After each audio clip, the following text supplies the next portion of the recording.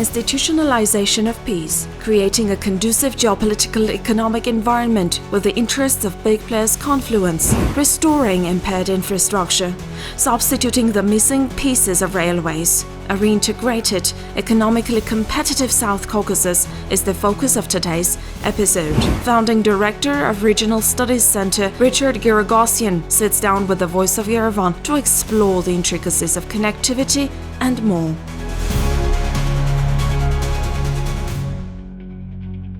Thank you for accepting the invitation. Thank you. Aliyev recently announced that Azerbaijan has lifted all cargo restrictions for Armenia. The Armenian authorities expressed their willingness to receive and transit goods from Azerbaijan to Turkey and the vice versa. Mr. Giragosian, is unblocking of communications happening in real time?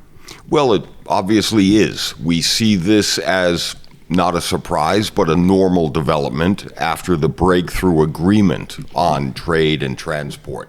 However, this is one and only one step of a much larger process of restoring and, in some cases, repairing disrupted links. In other words, yes, this is a welcome move by Azerbaijan, but much more needs to be done.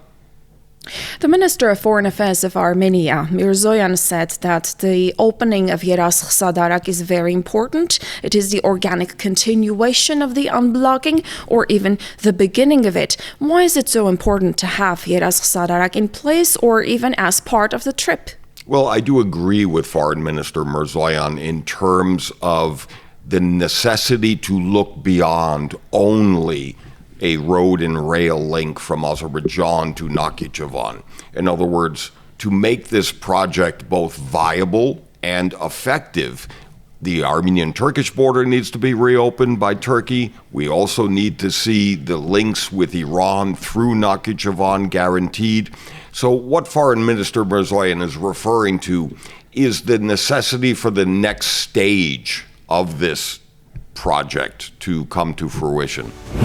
Will Baku willingly consent to an Armenia with a stronger, infrastructurally integrated economic backbone? With a US brokered transit to its enclave, Nakhichevan, Baku gets all the benefits. For a true unblocking, it is required that logistically isolated Armenia is included in regional infrastructure. While the TRIP, or the Trump Route for International Peace and Prosperity, is a huge step forward, the middle corridor that the EU is constructing to help connect Europe with Central Asia should include Armenia, for the simple reason that if it doesn't, the chances for maintaining stability in the region decrease. And if the region isn't stable, the middle corridor will not be a safe passage for anyone.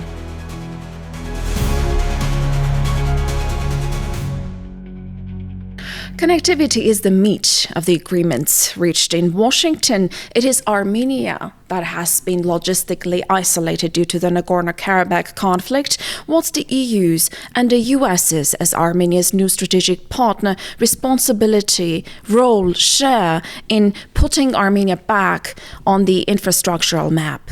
Well, fortunately, as you've noted, Armenia's years of exclusion, isolation from all regional projects is now over. At the same time, we see Western support, especially from the Americans, behind this new Armenian pivotal position in regional connectivity.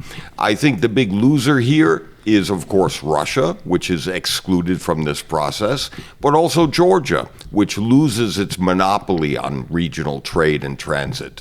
So I do think the net gains for Armenia are clear, but much more is required. In other words, the implementation of the agreement is as important as the agreement itself.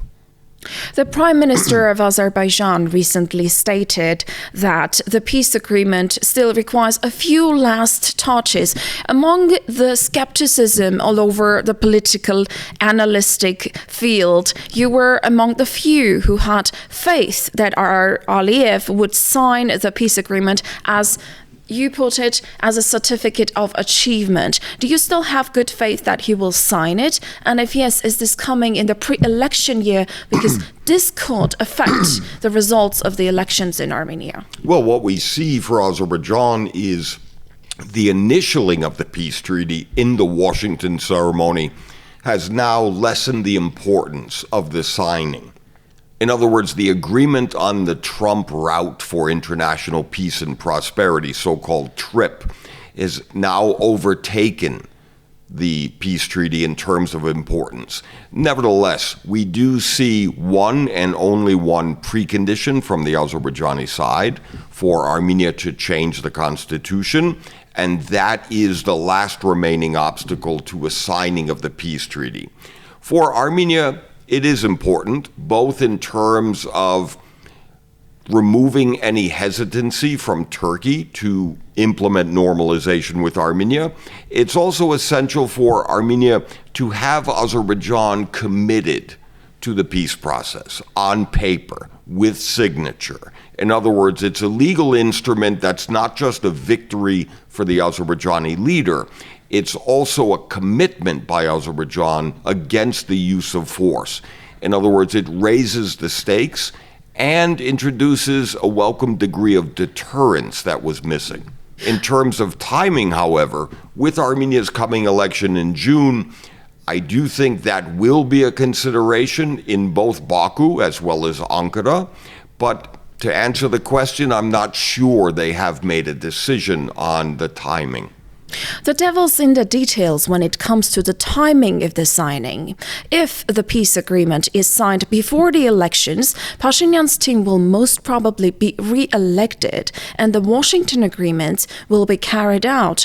However, if the peace agreement is not signed before the elections, then they will probably not have such a strong presence in the parliament, and then the agreement might fall through.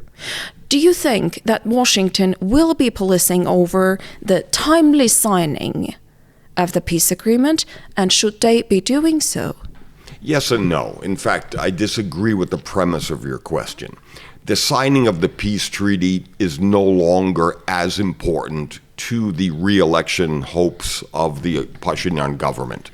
In other words, the initialing of the peace treaty gives Prime Minister Pashinyan and his civil contract party a new political message that they moved Armenia closer to peace and further away from war. Vote for us and then we will have the peace agreement? Is this how they're going to play it? No, that's not the political message. In other words, politically the government can say they've already achieved a breakthrough agreement in Washington with the Azerbaijanis, and they already have succeeded in moving the country further away from war and closer to peace. The signing of the peace agreement is much less a breakthrough moment. Having said that, it also reveals the marginalization, the weakness of the country's opposition, which has failed to articulate an alternative strategy. That's the real advantage of the incumbent government going into these elections, the absence of a credible alternative opposition. The church leaders are politicized. Recently, the church took over some of the opposition functions. According to the constitution, the church and state are separate, but some of the clergy tested political waters recently, finding a technical solution to avoid breaking the letter of the law, but not the spirit. Archbishop Bagrat Galastanian froze his ministry before leading protests in a bid to become prime minister. The protests did not succeed due to a minor miscalculation. The Armenian authorities, with their strengths and weaknesses and quirks, are legitimate, elected by the majority. Arrests of high-standing church officials followed on allegedly legitimate charges. A sex scandal involving a high-standing church official was leaked into the public domain. No one, either the state nor the church, has so far taken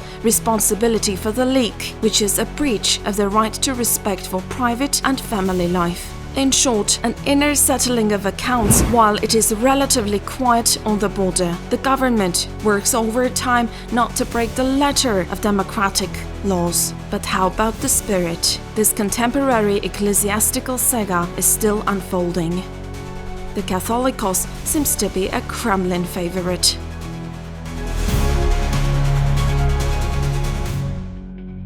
A slight brushing over internal politics, since you went there. The authorities and certain church members are not getting very well along.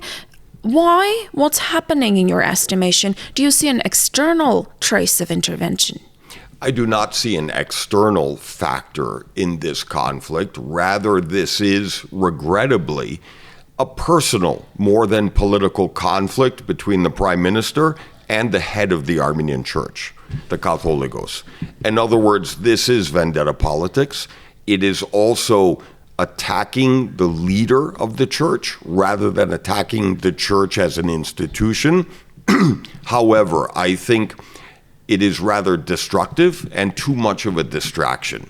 In other words, I understand the conflict, but I don't think this is the best way to pursue any problems or strains in church-state relations. On the one hand, the society knows that the church has unresolved issues inside. Sometimes those issues even go against the constitution of the country or the law of the country. On the other hand, what do you make of the tools that are being used against certain church members? Well, very good question. On the one hand, there is a shared liability, a shared guilt. In other words, I criticize the church for this rather reckless entry into the political arena last year. The church has its reputation, its good standing, its popularity, based on its reluctance to be involved in partisan politics. That, unfortunately, is no longer the case. The church leadership is becoming far too politicized, and I do think it threatens to undermine trust and confidence in the church. At the same time, if we look at the Armenian government, the ends don't justify the means. In other words, it's now far too tempting for the government to cut corners in this assault on the church leadership. And I do think there's a necessity for de-escalation, where both sides need to lower the temperature of this conflict. It's also a conflict that's both unnecessary, but also coming at the wrong time. Does this look like a purification process of the church, or does it simply undermine the church's value as in essence, lobbying organization? Well, perhaps both. In other words, the church is not and should not be a so-called lobbying organization. There should be no political agenda.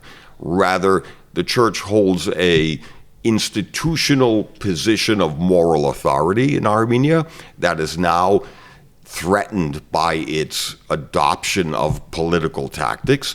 But for the government itself, the government is unfortunately making the situation worse and heightening the conflict at a time where we need national unity more than anything else.